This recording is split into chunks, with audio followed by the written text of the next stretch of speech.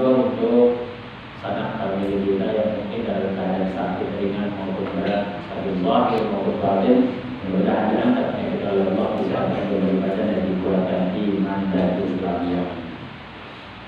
Sisipkan doa juga untuk sanak famili yang telah meninggal dunia, untuk orang tua, kakek, nenek, saudara, tetangga kita yang kita kenal, yang mereka telah berada di alam kubur terlebih dahulu, kita doakan mereka diampuni segala dosanya, dimaafkan segala kesalahan dan diluaskan kuburnya, serta Allah jadi kuburnya Allah dan mudah-mudahan kita yang duduk di majelis ini Allah mudah untuk bisa berkunjung ke Baitullah, menunaikan ibadah haji atau ibadah umrah, dan bisa berziarah ke makam Rasulullah SAW. Amin ya Rabbal Alamin.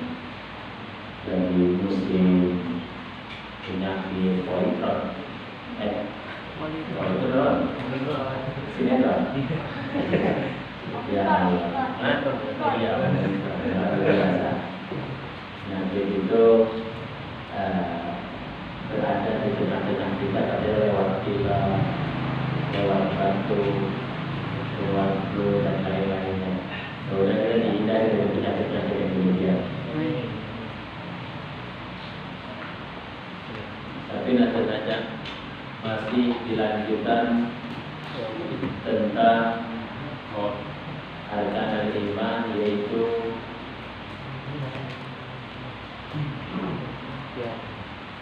pada hari kiamat, yang terakhir hari kiamat. Beberapa menit kita tahlil sejenak sambil bisa aktivitas kita di setiap malam Ahad. Malam Ahad kemarin kita sempat liburkan karena kita masih dalam proses perjalanan berziarah.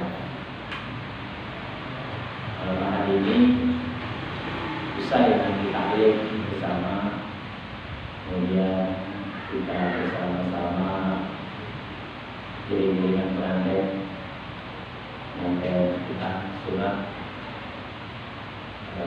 Arif, apa banyak Arif cucu dari Ustaz Saudi, kita di sana kita lakukan, dan Yasin juga menyenangkan Yasin juga pada ayat ini, Yasin menyenangkan Yasin, mudah-mudahan Allah menyenangkan diri kita. Masih tentang hari kiamat, percaya dengan hari kiamat. Penting sekali, banyakkan orang itu memikirkan hari kiamat itu selalu jawabannya masih jauh, masih lama, dan entah kapan. Kalau berpikirnya demikian, ayat yang kemarin sudah kita bahas. Al-Hasyr. Ya ayyuhalladzina amanu taqullaha wal tanzur nafsum ma qaddamat lighad wattaqullaha innallaha khabirun bima ta'malun.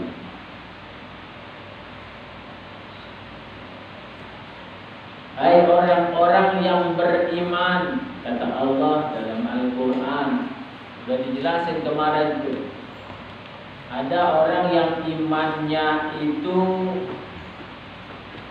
qarib, dekat sama Allah, imannya kuat, tinggi, tebal. Ada juga orang yang imannya mutawassit, tengah-tengah. Ada juga orang yang imannya ba'id, jauh. Siapa tuh golongan orang-orang yang imannya qarib, dekat, kuat sama Allah?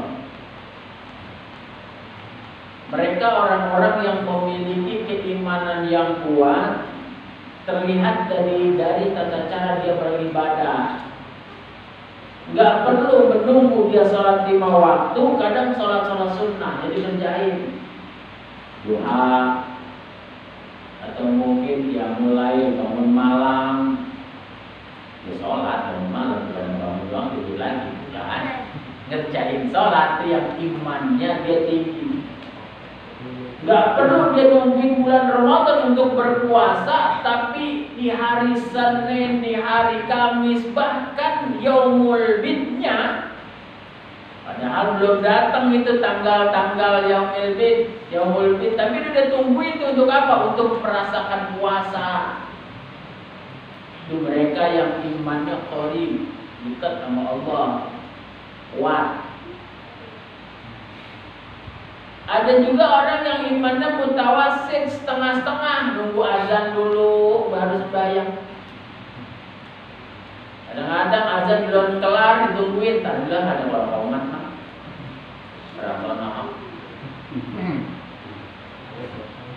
Puasa kadang-kadang nungguin Ramadan doang. Rame-rame puasa itu ke ujung sama ujungnya doang. Tanggal pertama atau tanggal terakhir tengah-tengahnya nggak kuat tidak. Yang imannya setengah-setengah. Ada juga yang imannya lemah, ba'id, jauh, maksiat jalan terus, ngumpetin sendal orang jalan, sholat kerjain. Nah itu dia imannya yang cukup jauh. Dulu waktu zaman-zaman sekolah, pulpen teman kita habis kan batin dulu. Hati-hati yang sering membatin pulpen. Ketika dia tulis itu dalam buku, kemudian buku itu kan ada tulisannya tuh.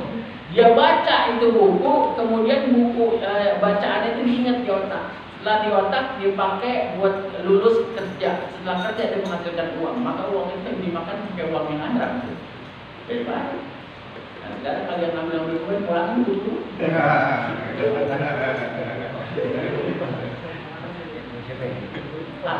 Saya rasa ini 80% kelaku.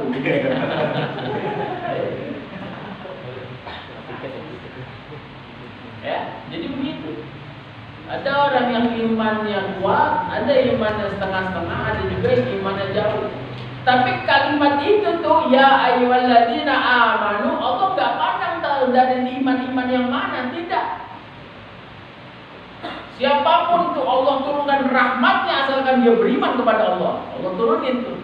Kayak tidak di sini. Alhamdulillah. Ini seolah-olah nih iman kita nih dalam badan kuat nih, kenapa berada di majlis ilmu? Dipanggil sama Allah, orang-orang yang beriman tuh bahasanya, ente yang pada ngaji majelis taklim sini dah. Itu ibaratnya begitu. Man Allah kan enggak begitu.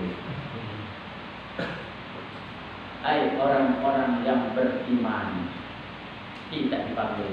Kita termasuk golongan orang yang insya Allah. Ittaqullah, bertakwalah kepada Allah. Wal tanzur nafsum ma qaddamat lighad. Kita suruh perhatikan tuh diri kita untuk apa hari besok. Berbagai macam tafsir ulama, lighad di situ, besok di situ adalah yaumul qiyamah, hari kiamat. Jadi bahasanya ada debat besok. Biar apa? Ketika kita beribadah kepada Allah seakan-akan besok itu hari kiamat terjadi. Biar apa? Juga khusyuk ibadah kita. Cuman Allah kan tidak membahasakan ya ayyuhalladzina amanu taqullaha wa la tanzur nafsum ma qaddamat liyaumil qiyamah. Tidak. Khawatir nanti orang berpikir masih lama kiamat aja dah, masih lama kiamat dulu baru 40. Umur baru 50 sampai kapan? Udah tahu umur seseorang itu menurut patokan Nabi kita Muhammad Sallallahu Alaihi Wasallam berbeda dengan umur nabi-nabi yang lain. Kalau nabi-nabi yang lain umurnya ada yang 900 tahun, bahkan ada yang 1000 tahun lebih. Nabi Muhammad umurnya 63. Kalau kita manusia berpatokan nama itu tuh 63, malam ini kita umur 60, berapa tahun lagi dah? 3 tahun. Kalau kita patokan nama Rasulullah patokan 63, malam ini kita 62 tahun 11 bulan, ya sebulan lagi. Udah dah makan jangan pakai dipantang. Kalau bisa sholat Jumat berangkat dari hari Kamis.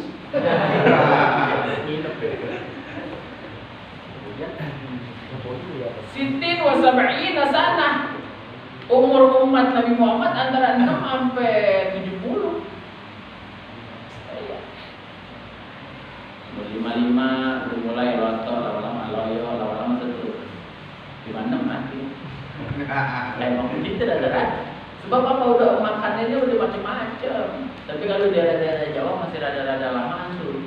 Ada yang umur 80 tahun masih buat mancul, macul. Iya. Buat mancul kan sekarang kalau daerah-daerah Jawa. Belum lama saya ke Pasuruan. Itu umur 80 tahun masih manggul pagi sekali. 80 tahun. Dan kita umur 20 tahun. Kuat. Ah, Kuat. ya jangan kan ngangkat disuruh pakai jentil, banyak apa? Iya. Ada yang gitu. Nah, maka di ayat itu dinyatakan lihat untuk hari esok maksudnya adalah yaumul qiyamah, hari kiamat. Dan kita mesti meyakini bahwa hari kiamat itu ada.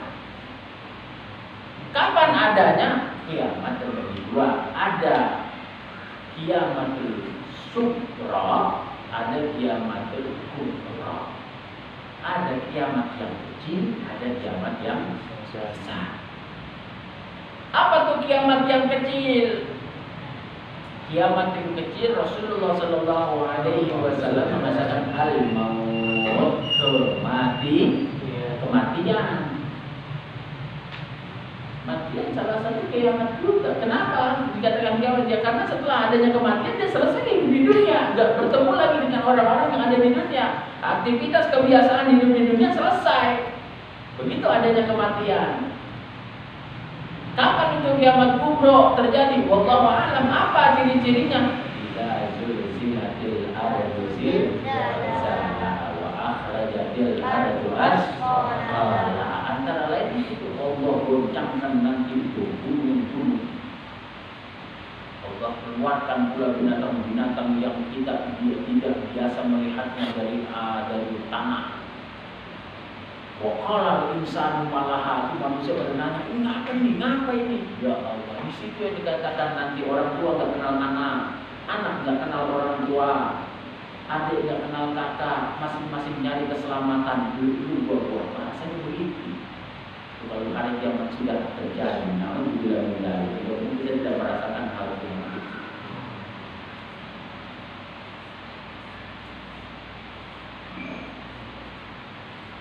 Surah Al-Qiyamah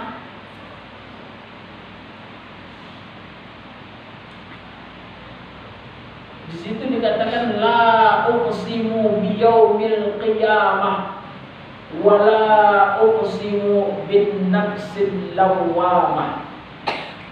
Aku bersumpah kata Allah demi hari kiamat.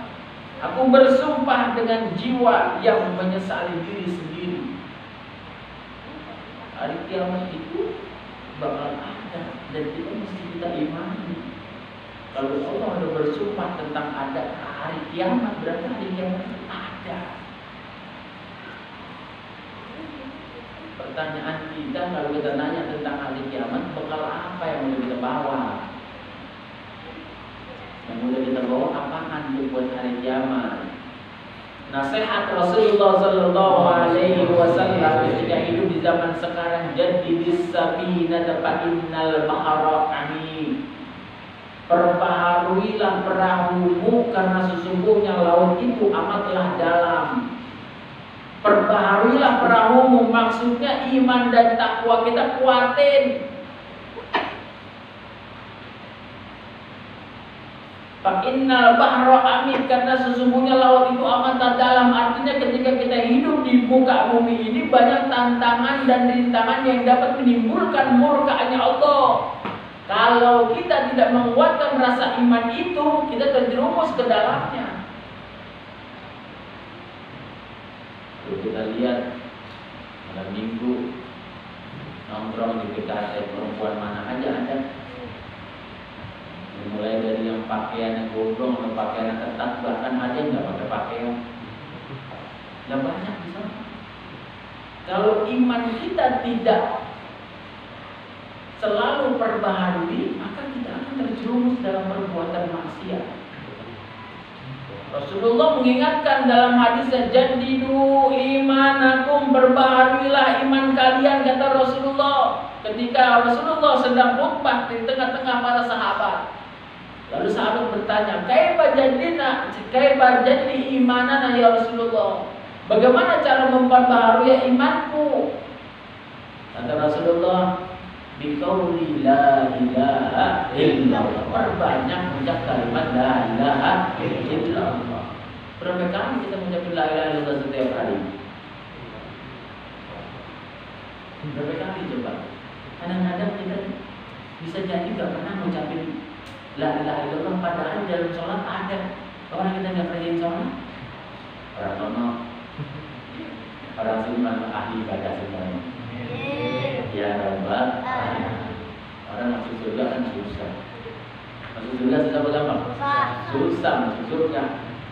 Orang kalau mau pergi haji itu bukan hanya dia memiliki harta, juga harus memiliki kesehatan dan juga keimanan. Sehat, duit kagak, berangkat gak? Duit ada, sakit, stroke, berangkat gak? Kagak juga, dan mesti berat orang mau pergi haji. Duit ada, badan sehat, kemauan kagak, berangkat gak? Lah emang berangkat pergi haji berat, orang masuk surga susah.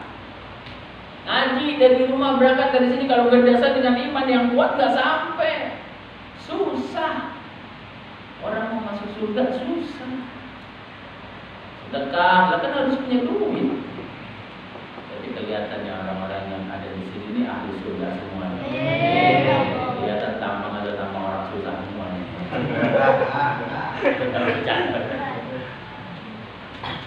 Jadi orang mau masuk surga itu susah kalau dari dasar dengan iman.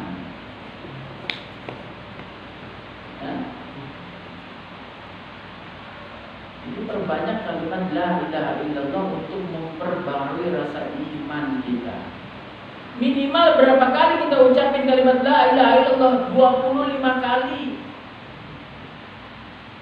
Kita dakwah diri kita sendiri dulu dah, baru kita bicara dengan dakwah ngajak orang lain. Diri kita sendiri kita ucapin la ilaha illallah, kita ajak tuh paksa untuk memperbarui kalimat la ilaha illallah dalam hati kita. Kita kalau lagi Maku nih, ada paku nih, ukuran paku 10 kecil apa gede, yang gede lagi apa namanya? 12. Yang 12 dan yang 12. Itu paku yang 12 kalau kita paku sekali mendem nggak? Enggak, masih kita sering paku, biar mendem. Begitupun dengan kalimat la ilaha illallah, kalau kita ucapin cuma sekali, nggak tajam hati kita. Ucapin terus, la ilaha illallah, la ilaha illallah, nanti tajam hati kita. Jauh akan berbuat maksiat. Kenapa? Karena dalam hati kita ada Allah. Makanya dakwah untuk diri kita dulu dan sendiri kita ucapin la ilaha illallah setiap hari. Gak jadi tuh setan mau masuk, gak bisa. Ada orang mau ngajakin ribut, mau ngajakin berbuat kejelekan, orang dan sebagainya, kita ucapin la ilaha illallah, kagak jadi, setan muncul. Ada setan dulu soal iman doa, buat apa nggak mau setan mau. Kalau teman kita, itu benar kan?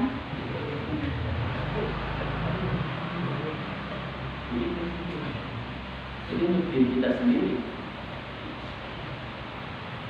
Apalagi kalau lagi ngaji hujan gede, jangankan gede, gerimis aja itu kadang-kadang tangan kita kuat ya. Gerimis aja, mas ngaji dah, gerimis tak lama-lama gede ini tuh, gitu. Kalau mau ngaji, coba kalau mau tendang gitu. Ayo gerimis, berhenti coba ya. Ada begitu emang. Tangan kita kuat ya. Karena kenapa rasa iman kita yazid bayan itu sebelum kita memang kadang dulu kan iman. Kalau naik itu iman enak banget rasanya nikmatnya iman kadang-kadang tuh wah tak membayangkan enak gitu. Cuman kalau diturun begitu udah tidak jauh dari Allah, berani ninggalin sholat, bahkan berani berbuat maksiat. Jadi suasana kiamat itu diterangkan di surah Al-Qiyamah. Suasananya, keadaannya. Mereka terus akan bertanya bagaimana hari kiamat akan terjadi, terus kemana nanti hari kiamat kita akan lari. Itu keadaannya, suasananya adanya di surah Al-Qiyamah tentang hari kiamat itu. Masya Allah. Tapi ada hadis Rasulullah sallallahu alaihi wasallam, sab'atun yuzilluhumullahu yawma la zilla illa zilluh. ada 7 golongan nanti akan mereka mendapatkan naungan langsung dari Allah di hari kiamat. Ketika hari kiamat itu terjadi dengan begitu dahsyatnya, 7 golongan ini akan mendapat naungan langsung dari Allah. Yang lain pada lari pilih kemana nyari pembelaan, dia menyantai aja, adem aja. Kalau kita ibaratnya orang-orang pagi-pagi lagi pada semua nyari duit, kita mah udah jonjon pakai kopi hitam, rokok samsu, kita mending ke plakwo daerah gitu.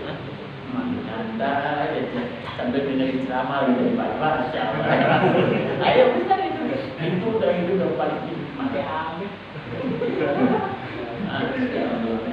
Apa lagi? Ya, semua udah tercukupi. Masya Allah begitu.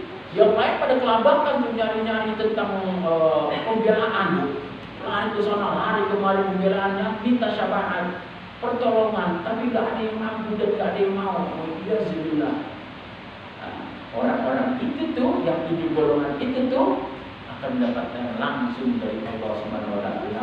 Antara lain rajulun qalbuhu mu'allaqun bil masajid, antara lain seorang laki-laki yang hatinya selalu terpaut dengan masjid-masjid, musola majlis taklim. Mereka tuh yang akan dapat naungan langsung dari Allah Subhanahu wa taala. Mudah-mudahan kita dapat naungan langsung dari Allah Subhanahu wa taala. Kalau tentang persiapannya ada di surah Al-Waqiah. Persiapannya apa aja yang mesti nanti kita perbuat, yang mesti kita bawa ya. Kemudian kalau keadaan hari kiamat ada di surah 31, bacakan apa itu bunyi? Luqman. Ya, Luqman baca. A'udzu billahi minasyaitonir rajim. Ayat 13. Bismillahirrahmanirrahim. Innallaha indahu 'ilmus sa'ah wa yunazzilul ghais wa ya'lamu ma fil arham wa ma tadri nafsum madza taksibu ghadan wa ma tadri nafsum bi ayyi ardin tamut innallaha 'alimun khabir. Yang artinya sesungguhnya hanya di sisi Allah ilmu tentang hari kiamat, dan Dia yang menurunkan hujan dan mengetahui apa yang ada dalam rahim, dan tidak ada seorang pun yang dapat mengetahui dengan pasti apa yang akan dikerjakannya besok, dan tidak ada seorang pun yang dapat mengetahui di bumi mana dia akan mati. Sungguh Allah Maha mengetahui, Maha mengenal. Masya Allah. Kalau hari kiamat sudah terjadi, termasuk kematian tadi, tak bisa orang mengelaknya. Wa likulli ummatin ajal, fa idza jaa ajaluhum la yastakhiruna sa'ata wa la yastaqdimun. Kalau ajal itu sudah ketemu dengan seseorang, la yastakhirun, enggak bisa dimunduri, wa la yastaqdimun, enggak bisa pula dimajuin. Berapa banyak orang yang berusaha untuk mati, bunuh diri, loncat dari lantai 14, dia tetap masih hidup. Kenapa? Karena Allah izinkan dia mati. Ujung-ujungnya boleh polisi desain aja dulu. Berapa banyak orang yang berusaha berobat pengen hidup, enggaknya dia mati. Berapa banyak orang yang udah tua umurnya, kakeknya udah tua, cucunya mati duluan. Umur mati itu kan, ngacak. Dan dia nggak menurut aja sekarang A, besok B, terakhir Z, tetap ngacak. Siapapun dia dan kapanpun serta dimanapun, mau dia amalnya sedikit ataupun banyak. Dan berapa banyak pula Rasulullah telah mengingatkan orang yang meninggal dunia itu jadikan pelajaran. Kafa bil mauti wa'izah. Jadikan pelajaran atas kematian itu bagi kita yang masih hidup. Kalau orang yang mati aja kita tidak bisa ambil pelajaran, dan bilang itu kalau takdirnya, ayo mati takdir biarin. Kita nggak biasa aja tuh, nggak berpikir bahwa nanti seorang itu akan mati, nggak berpikir begitu tuh. Lalu mau berujian apa lagi kalau dia itu sadar bahwa kematian itu bakal ada. Insyaallah. Nasihat Rasulullah yang kedua, kalau tadi jadi disabir penyebab perbaharuilah perahu juga laut dalam dalam. Nasihat yang kedua, wa husi zada kamilan fa inna safara ba'id. Perbanyaklah bekalmu karena sesungguhnya perjalanan itu amatlah jauh. Suruh banyakin bekal kita. Ya kalau kita mau pulang kampung kan mesti bawa duit banyak, mesti bawa oleh-oleh. Orang bukan dikatakan dia berani kalau mau pergi jarak jauh dia gak bawa duit. Itu orang namanya nekat. Nyampe kagak sengsara udah pasti kalau dia mungkin mau pergi jarak jauh. Maka persiapan kita ketika mau perjalanan jarak jauh banyakin tuh bekal kita apa? Amal maksudnya. Banyakin amal kita dari sekarang kita kumpulin. Buat apa? Kan perjalanan kita masih jauh. Ibarat kita nih kayak sebuah kereta misalnya dari Tebet ke Bogor misalnya gitu. Kan masih banyak stasiun kita lewati mulai dari Tebet, Pasar Minggu, Tengahgung, sampai stasiun Bogor kan masih ada stasiun-stasiun yang lain. Ya, kayak kita sudah hidup di zaman ruh, kemudian alam rahim, kemudian alam dunia. Nah, nanti alam kubur untuk menuju surganya Allah masih banyak alam-alam itu masih bekal yang kita bawa itu banyak itu. Nah, begitu kata Rasulullah Sallallahu Alaihi Wasallam. Anda kalau kubur bila zatin maka nama rakibal fakhr bila sabinatin. Orang yang masuk ke alam kubur alias meninggal dunia bila zatin dia tidak bawa bekal maka nama rakibal fakhr maka diumpamakan dia menaungi lautan menyeberangi lautan bila sabinatin tanpa menggunakan perahu. Masya Allah. Orang yang nyebrang lautan pakai perahu aja kadang-kadang nggak nyampe, entah itu ombaknya gede, anginnya kan kencang, apalagi nyebrang lautan yang cukup jauh dalam timbang mengandalkan kedua tangan sama kedua kaki alias berenang ya, itu menyampe kadang dalam udah pasti begitu kira-kira. Ya, perahu itu ya udah kita tumbangin apa majlis taklim, ya, kemudian masjid, sholat, ya orang-orang baik ya. Nah, bawa buat perjalanan kita nanti di akhirat kelak begitu kan, bahwa kiamat bakal ada dan bakal terjadi itu baru kiamat sukro ya, tentang kematian. Nanti kalau sudah terjadi kiamat timbul dari sebelah matahari timbul dari sebelah barat semua pada kaget, pada pengen cari Al-Quran, pengen baca Al-Quran, pengen berbuat baik. Sesungguhnya nanti ketika hari kiamat kelak itu bacaan-bacaan Al-Quran Allah hilangkan, Allah lindungi karena kebaikan-kebaikan yang telah Allah berikan tidak boleh dia merasakan keburukan yang telah Allah ciptakan.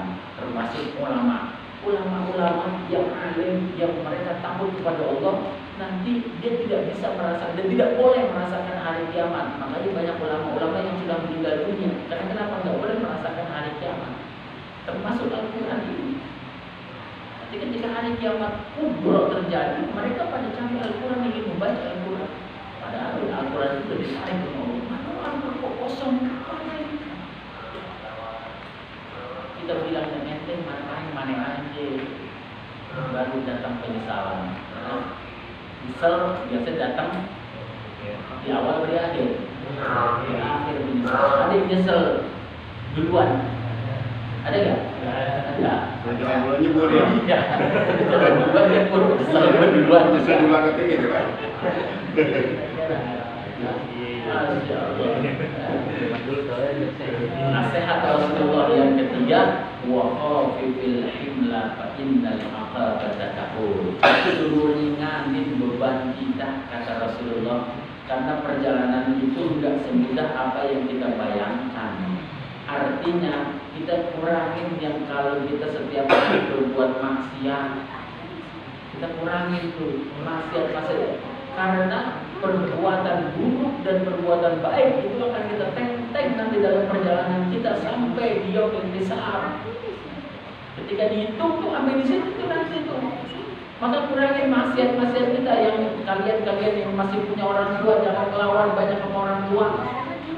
Berbakti justru dari orang tua. Begitu kata Rasulullah. Ya. Kurang karena perjalanan itu nanti akan memberatkan diri kita ketika kita sedang menjalani perjalanan itu. Masya Allah. Kalau kita tidak ahli ibadah, kita tidak mampu menjadi ahli ibadah, paling tidak kita tidak menjadi ahli maksiat. Kalau kita tidak mampu berlomba-lomba dengan orang-orang yang soleh dalam ibadahnya, kita nggak mampu berlomba itu tuh, paling tidak kita berlomba-lomba dengan orang yang ahli maksiat dalam ibadahnya, dalam istighfarnya. Orang ahli maksiat mereka itu pada kalau istighfar tengah malam khusyuknya, masya Allah, kadang-kadang ngelinang air mata ditambah disadari. Itu tuh kata Rasulullah. Ada hadis kecil mengatakan inni la ahammu bi'adzabi ibadi. Sungguhnya aku muak dengan manusia pengen aku kirimkan azab. Tapi azab itu tertunda lantaran karena ada orang yang tengah malam dia sujud meneteskan air mata minta ampun kepada Allah. Yang kedua, masih banyak orang-orang yang menyebut nama Allah. Itu tuh perbuatan-perbuatan itu tuh yang Allah tunda murka itu untuk terjun, untuk berada di dunia. Coba kalau udah gak ada lagi orang yang meneteskan air mata, Allah udah murka, turunin itu maksiat. Siapa aja pada kena. Hati-hati, makanya kebanyakan maksiat juga Allah benci juga. Ya, kita kalau lagi naik pohon jambu, itu kan ada semutnya tuh pohon jambu. Kemudian begitu sampai di ujung kita digigit sama satu semut. Itu berdebar rasanya digigit. Kita mati semut bentol, kita turun ke bawah, kita ambil obor, kita bakar ke semut. Dulu begini saya. Iya. Kecil. Padahal yang gigit satu, kita bakar semuanya. Padahal yang gigit tahu yang mana, kita matiin semuanya. Begitupun Allah, ketika Allah udah murka sama seseorang, sama siapapun dia tuh Allah kirimkan musibah, nggak pandang di situ ada ulama. Kalau Allah guncangkan itu bumi yang